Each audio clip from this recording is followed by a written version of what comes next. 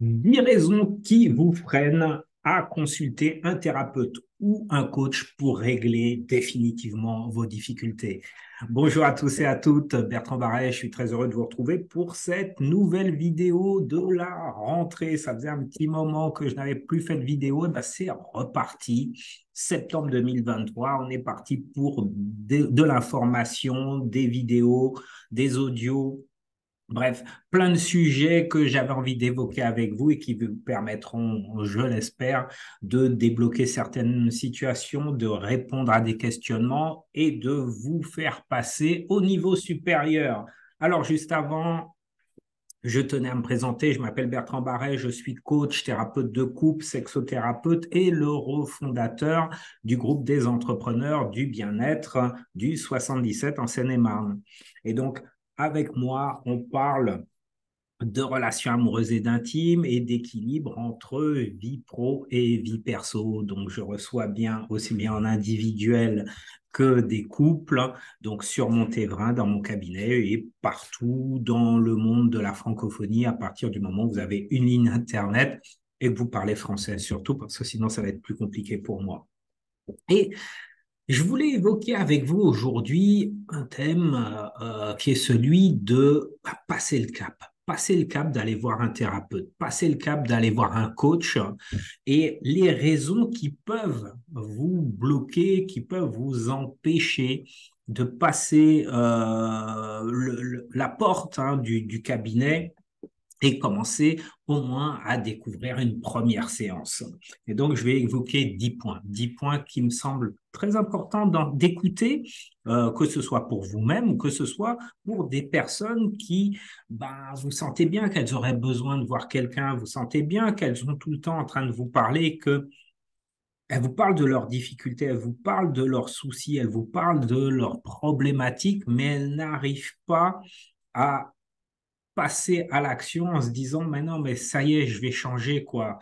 Et vous, vous avez beau leur dire, va voir quelqu'un, c'est important que tu prennes du recul, c'est important que tu puisses déposer tout ça avec quelqu'un qui aura un avis neutre, et elles n'y arrivent pas. Alors, on va citer ces points, et puis, je vais tenter de vous indiquer ce qui peut éventuellement vous rassurer ou rassurer les personnes de votre entourage afin qu'elles passent le cap.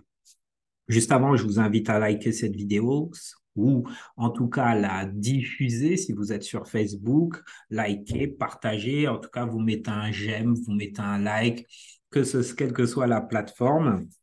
Et si vous êtes vous-même thérapeute et que ou coach ou accompagnant dans le bien-être, je vous invite à évoquer de votre côté sur le groupe donc du bien-être, des entrepreneurs du bien-être, je vous invite à évoquer quelles sont les peurs et les réticences que les personnes peuvent avoir de leur côté pour venir vous voir dans votre cabinet. Peut-être que nous aurons les mêmes éléments. Alors, premier élément qui gêne et qui empêche d'ouvrir la porte d'un cabinet, eh bien, c'est la peur de l'inconnu. Beaucoup de gens craignent peut-être le processus thérapeutique ou le processus de coaching parce que ils ne savent pas à quoi s'attendre. Ils savent absolument pas comment ça se passe et donc ils se font tout un film en se disant ouais non mais si je vais voir un coach, un thérapeute, voilà je vais me retrouver dans des situations terribles, des peurs, des doutes, des craintes. Et donc voilà, l'idée, c'est de vous dire que la première consultation, c'est souvent une discussion tout simplement ouverte avec le coach ou le thérapeute qui explique en fait le processus et qui vous demande qu'est-ce que vous attendez. En tout cas, c'est comme ça que moi je fonctionne. Qu'est-ce que vous attendez de l'accompagnement? Quels sont vos souhaits? Quelles sont vos attentes? Et donc, vous pouvez poser toutes les questions que vous souhaitez, exprimer vos craintes, vos appréhensions. Et c'est justement là que vous regardez si vous avez un bon feeling avec la personne avec qui vous êtes en face. Et c'est vraiment ce premier pas. Vous pouvez d'ailleurs le faire, ne serait-ce qu'au téléphone, en posant des questions, afin de voir à peu près les réponses qui vous sont données et décider de faire le premier pas. Donc, ça, c'est la première étape. Deuxième point qui revient souvent, c'est le sentiment de honte. Waouh! vous sentez peut-être gêné de parler de vos problèmes intimes à un étranger, ou une étrangère. Voilà, qu'est-ce que cette personne, je vais raconter ma vie privée, vous voyez, c'est quelque chose d'assez ancien dans les valeurs. Moi, les anciens, ils disaient, non, ça c'est la sphère privée, tu vas pas raconter tes affaires à n'importe qui, tu vas pas raconter tes problèmes à n'importe qui. Ça se fait pas, ça ne se dit pas. Donc, sachez que les thérapeutes ou les coachs sont des professionnels. Ils sont formés pour gérer les problèmes sensibles avec, bien entendu, la discrétion et l'empathie. Et donc, ils sont tenus en plus au secret professionnel. Donc, ne pensez pas, je trouve que d'ailleurs, c'est bien plus sûr que parfois de parler à des personnes de la famille ou à des proches qui pourraient éventuellement déborder sur d'autres. Le thérapeute ou le coach, ce qui va être dit lors de la séance reste dans le cabinet et reste dans la séance. Donc, c'est aussi un gage de sécurité et la personne n'est pas là pour parler d'elle et de vous dire, oui, mais tu sais, moi, j'ai fait ci, moi, j'ai fait ça, tu devrais faire comme si. Non, le thérapeute, il est là pour vous écouter et vous poser des questions sur ce que vous vivez.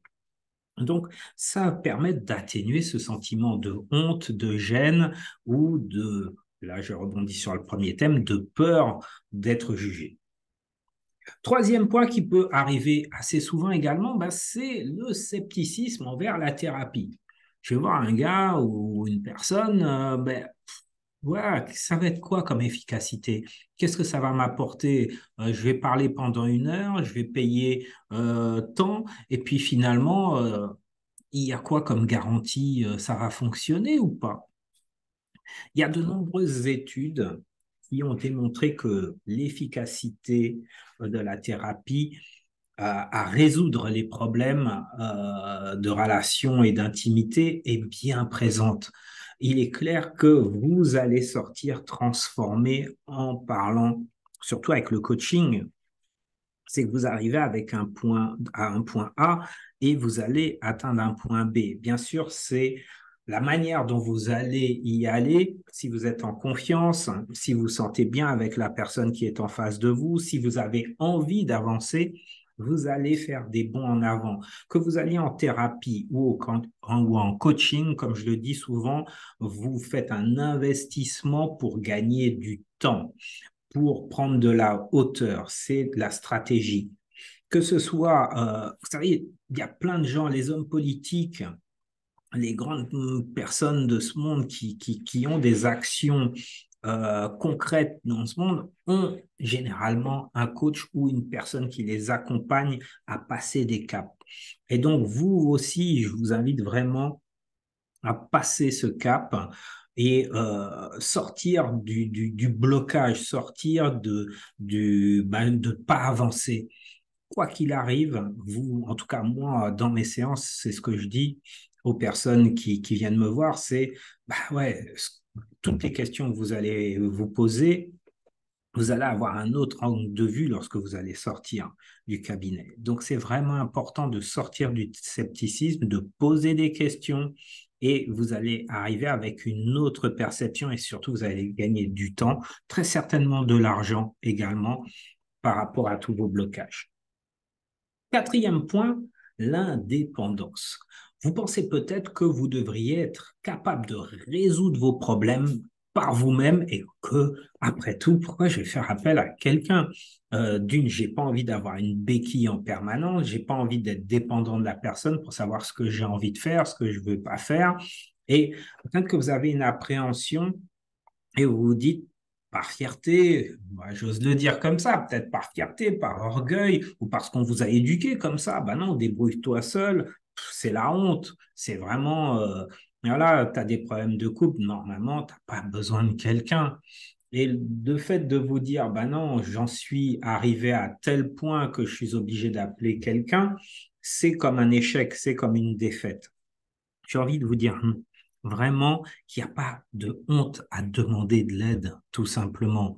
Un thérapeute ou un coach peut vous offrir des perspectives et des outils qui sont précieux. En ce qui me concerne, voilà, moi j'ai fait plus de 4 ans d'études pour avoir 4 ans d'un côté dans une école et 4 ans dans une autre école. Donc, c'est une continuité, en fait. Hein. J'ai tout concentré en même moment, mais j'ai investi beaucoup pour me professionnaliser, pour apprendre, et je continue constamment à me former. Demander de l'aide à une personne qui a une certaine hauteur par rapport à vous, qui a du recul, qui répond à des questions constamment de d'autres personnes qui ont des difficultés comme les vôtres, ben, c'est vous faire gagner vraiment des étapes et vraiment vous sortir d'une chose qui peut-être va vous sembler extrêmement banale. Le nombre de personnes qui m'ont dit, mais si je vous avais contacté avant, combien de temps j'aurais gagné, combien d'énergie j'aurais gardé et finalement, bah, ça aurait été beaucoup plus fluide. Donc voilà, n'ayez pas de honte, il n'y a pas de difficulté à aller voir quelqu'un et ça ne fait pas de vous quelqu'un qui n'est pas capable. Cinquième point qui revient souvent, c'est le prix, le coût. Vous craignez que la thérapie soit trop coûteuse. Vous vous dites, oh là là, si je veux voir un, ben, j'en ai pour au moins 5 ans parce que c'est une réputation, voilà, la psychanalyse, les thérapies sont parfois longues, voilà. Alors, j'ai rien contre la psychanalyse, j'ai rien contre les thérapies longues. Mais il existe aussi de nombreux thérapeutes qui proposent non seulement des tarifs qui sont ajustés bah, en fonction de vos revenus, parce que bah, voilà, hein, si par exemple vous avez des difficultés à venir en présentiel, bah, il y a toujours un ajustement à faire. Ça peut être à distance, ça peut être également eh bien, tous les 15 jours au lieu de chaque semaine. Et puis, voilà, c'est surtout un investissement que vous faites sur vous et pour votre bien-être mental. Est-ce que ça a un prix, votre bien-être mental? Est-ce que votre santé mentale a un prix? Est-ce que la santé de vos relations amoureuses a un prix? Parfois, on peut éviter, oh, je le dis, ça peut vous choquer, mais éviter un divorce houleux qui va durer 3 ans et qui peut vous coûter bah, une fortune et investir peut-être sur une thérapie qui vous permettrait de mieux vous comprendre ou atténuer des tensions, ça peut peut-être valoir le coup. Donc, ça c'est à vous de décider, mais en tout cas, il est toujours possible de s'arranger au niveau des finances. Dans la limite du raisonnable, bien sûr, la thérapie et le coaching ne sont pas gratuits. Ça, j'ai envie de dire que ça fait partie du processus, hein, puisque bah, vous investissez sur vous. Point numéro 6, bah, j'ai pas le temps, le manque de temps. Vous pensez peut-être que vous n'avez pas le temps pour ça. Voilà, vous n'arrivez pas à planifier un moment pour vous. Alors, en plus d'aller voir quelqu'un, non, ça, vous n'y arrivez pas. Bien, j'ai envie de vous dire que la plupart des thérapeutes offrent des horaires flexibles. En ce qui me concerne, bah, moi, je finis à 22h30 le soir parce que on est en Île-de-France et que je sais très bien que les gens terminent vers 17h, 17h30, 18h, ils veulent s'occuper de leurs enfants et ils n'ont pas forcément la possibilité de gérer tout ça. Donc, je finis le plus tard possible pour que des personnes, des couples puissent s'arranger à l'avance et planifier un moment pour eux et leur bien-être. Je travaille aussi le samedi matin, ce sera à distance, mais il est possible, si vous n'avez pas à vous déplacer, si vous avez les enfants à la maison, qu'il n'y a personne pour les garder, il y a le temps de prendre un moment pour être en consultation à distance au lieu de regarder TPMP. Je n'ai rien contre TPMP non plus, mais voilà, c'est du temps que vous pourriez passer autrement. Point numéro 7, la peur du jugement. On l'a évoqué un petit peu plus haut, hein, mais vous craignez peut-être que le regard du thérapeute, bah, que le thérapeute soit choqué par vos propos, par votre mode de fonctionnement et ait tendance à ben, vous juger, vous critiquer. Les thérapeutes sont formés pour être dans le non-jugement. Ils sont formés justement pour être dans un rôle d'accompagnement, pas de critique. Le thérapeute, en tout cas dans ma posture, je suis pas là pour vous dire non, mais ça va pas du tout, c'est nul ça. Pourquoi vous faites ça? C'est pas bien, il faut faire ça, faire ça. Non, ils sont pas là pour vous juger, ils sont pas là pour vous dicter ce que vous devez faire. Ils sont pas des gourous. Donc, le thérapeute et le coach sont là justement pour vous dire, et vous, comment vous vous sentez avec cette solution? Et éventuellement, vous proposez d'autres fenêtres. C'est une co-création, c'est un échange, c'est un partage. Et qu'est-ce que ça vous dirait si vous essayez comme ça? Comment vous sentirez les choses? Vous voyez, donc, il y a un partage. Donc, sentez-vous libre, il n'y a pas de jugement. Et si un thérapeute ou un coach qui vous juge en disant, non, mais voilà, c'est pas possible, vous devez pas faire ça, hein, ou que c'est n'importe quoi ce que vous faites, votre attitude, elle est pas, c'est qu'il y a un problème. Il y a quelque chose qui est pas juste. Par contre, la personne, moi, ça m'arrive parfois de dire, moi, je me sens choqué par ce qui se passe, moi, ça me choque. Et j'explique pourquoi, lorsqu'une personne se dénigre, lorsqu'une personne se laisse marcher sur les pieds, entre guillemets, ou parfois il y a est frappé hein, et violenté, que ce soit verbalement, que ce soit physiquement. J'exprime mon voilà ce qui se passe émotionnellement pour moi, non pas pour juger, parler de moi, mais par contre que ça touche l'autre. Et qu'est-ce que ça vous fait quand je vous dis ça? C'est ça qui est important. Qu'est-ce que ça vous fait à vous? Voilà, et en dehors de la culpabilité ou du jugement, c'est émotionnellement quelle énergie ça vous amène. Point numéro 8, le manque de soutien. Vous craignez peut-être que votre entourage ne soutienne pas votre décision à suivre une thérapie. Vous auriez eu envie de faire une thérapie de couple, mais votre compagnon, votre partenaire compagne ou compagnon, votre partenaire, lapsus, hein, c'est généralement des hommes qui n'aiment pas trop aller en thérapie de couple, mais parfois ça change. Hein. En tout cas, voilà, vous auriez envie de faire quelque chose en duo et l'autre n'a pas envie de le faire. Vous vous dites, voilà, ça sert à rien que j'y aille puisque je vais me retrouver seul et c'est encore moi qui vais faire tout le travail, donc j'y vais pas. Et donc, votre bien-être, c'est votre propriété, en fait. Votre propriété, c'est vous, c'est à vous de prendre votre destin en main. Et il est important de prendre ces décisions qui sont bonnes pour vous, même si d'autres ne comprennent pas. Peut-être que vous allez être critiqué. Ah tu vas voir l'autre là, ouais, tu dépenses tant d'argent pour rien, pour parler de tes bêtises, ça sert à rien tout ça. Si vous attendez le soutien de l'autre, vous allez passer à côté de vous-même. Et ça, c'est vraiment dommage. Donc, le manque de soutien, le soutien, vous allez l'avoir dans le cadre de l'accompagnement. Le soutien, vous allez pouvoir renforcer votre confiance en vous, renforcer vos persuasions, enfin vos valeurs et tout ce qui est important pour vous par le biais de cet accompagnement.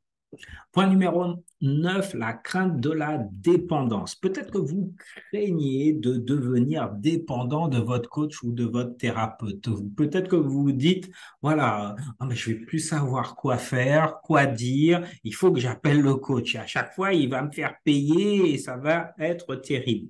C'est pas du tout l'objectif du thérapeute ou du coach de vous faire devenir dépendant de lui ou d'elle. Le thérapeute vise à vous donner des outils justement nécessaires pour que vous puissiez vous-même gérer vos problèmes de manière indépendante.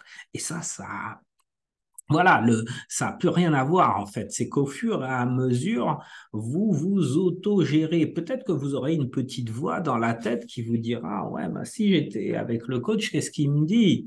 Qu'est-ce qu'il m'aurait dit? Et vous auto-évaluez votre situation parce que à ce moment-là, vous avez suffisamment de recul pour prendre de la hauteur et de vous dire qu'est-ce que je peux faire dans ces cas-là. Si j'allais voir mon thérapeute, qu'est-ce qu'il me dirait?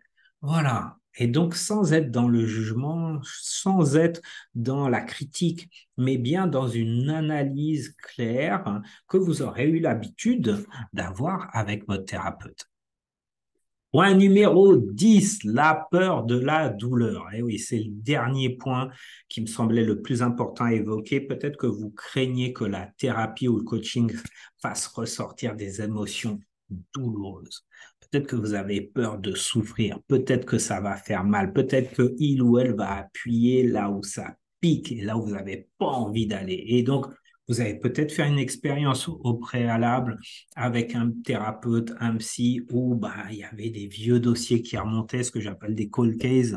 Et donc, vous dites, oh, non, non, non, non, non, non, moi, je ne retourne plus. Terminé, je veux pas de ça, j'ai plus envie de ça.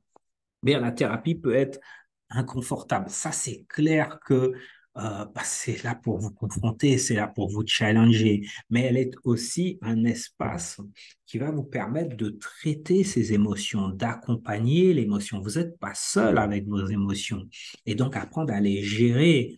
Et dans le coaching, dans ma posture, on n'est pas là pour travailler forcément sur le passé en profondeur. On est là plutôt pour évoquer ce qui se passe dans l'ici et maintenant et voir quel est le lien avec le passé. S'il y a quelque chose du passé qui revient dans l'ici et maintenant, c'est pourquoi ça revient, quel est l'élément déclencheur et comment gérer ces émotions qui viennent d'il y a longtemps. Et comment vous pouvez accompagner cela et vous sentir bien dans l'ici et maintenant et dans le futur. Donc, soyez sûr que ça peut être inconfortable, mais cette douleur, à un moment donné, c'est un peu comme le sport. Au début, ça fait mal, il y a des crampes, mais plus vous retournez et plus vous prenez du plaisir à aller, plus vous vous sentez mieux dans votre comportement. Bah, c'est pareil avec la thérapie.